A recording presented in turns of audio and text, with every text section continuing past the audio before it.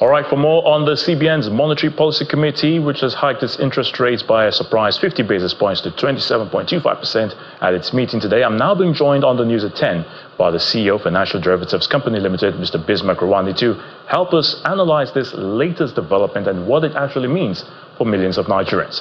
Thanks for joining us, Mr. Rewane. Thank you for having me. Yes, so we're back at it again. Yes. And it appears inflation is still the the big issue that we're still talking about. What can you tell us from this latest Okay, first and foremost, there's 100 days left this year, 100 days more this year.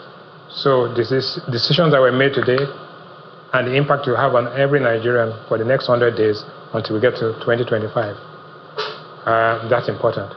All of us, most of us, thought that at best the central bank will maintain status quo because there were 2 hikes before now, and that let's wait and see the impact of those policies on people.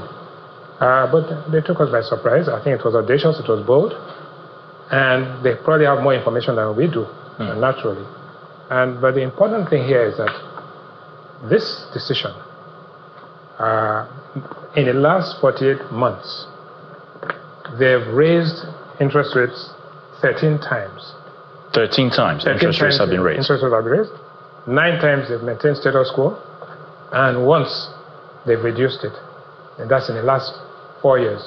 But ever since Yemi Cardoso's team came in October last year, they were studying the lay of the land, and then by February this year, they started moving.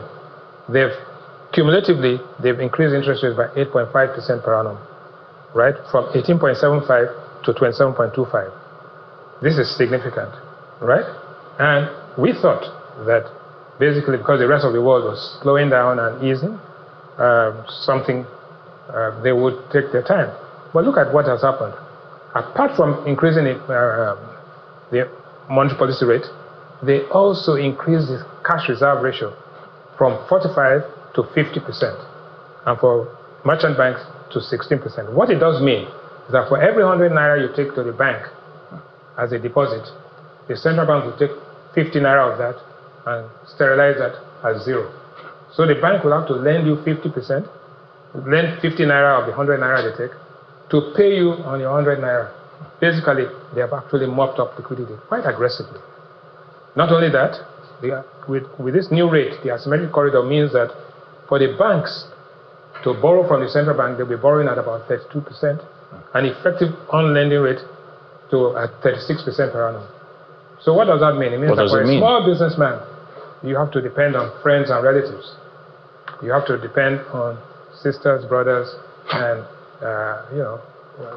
But what we said here, inflation is the cocoa of the matter.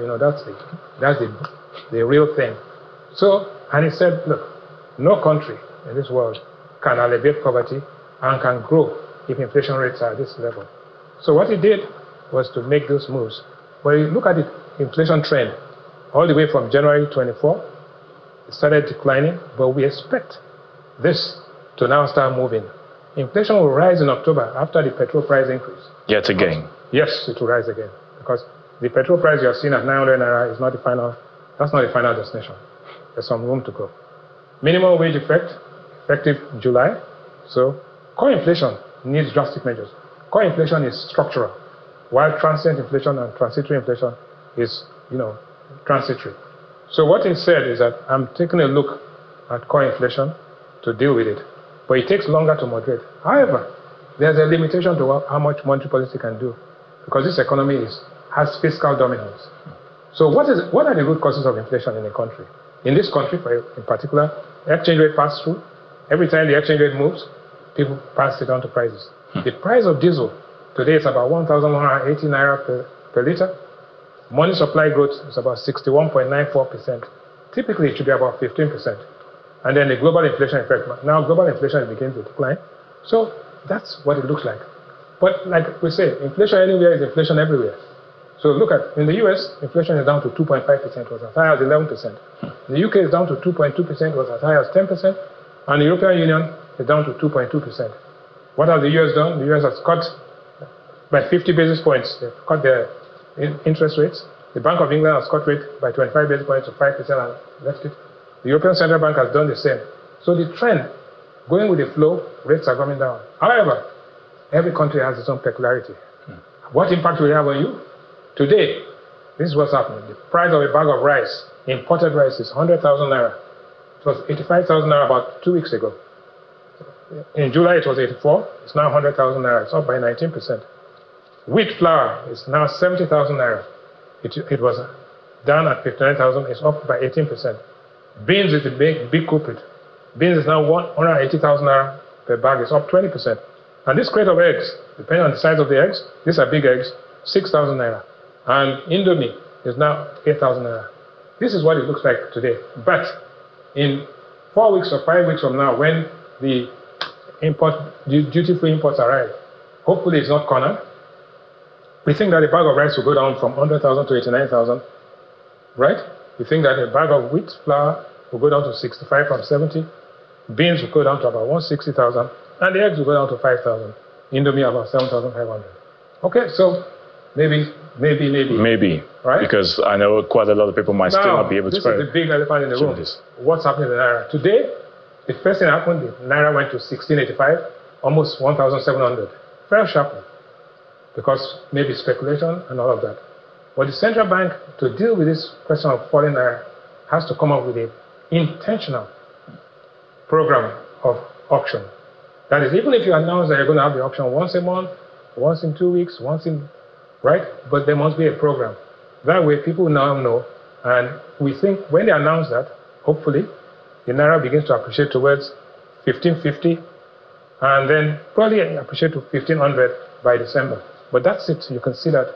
Now, impact on corporates today, after the stock market, after this information, by tomorrow, we think the stock market begins to fall because there's an inverse relationship between stock prices and interest rates.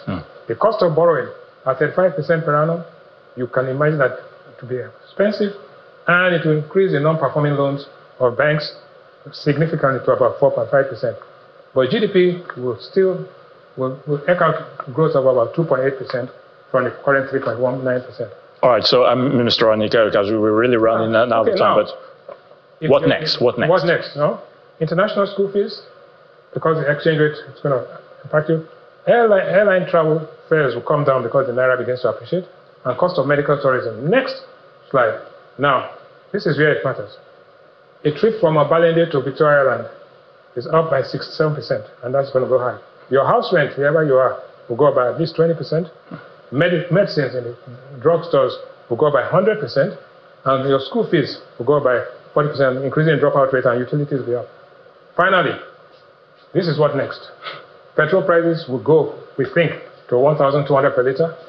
The question about that. Imported goods expected to come in. Minimum wage arrears will be paid. Naira will appreciate by 12% to this.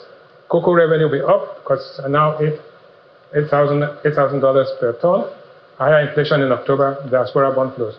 Now, finally, Christmas? Cash is king. If you have money, you'll have cheers Christmas. You're on the right track. But if there's no money, cheers. Oh dear. So, 100 days to go. 100 days to go, but we still keep our fingers crossed. Mr. Bismarck Rewane, thank you so much for your thoughts and your analysis there.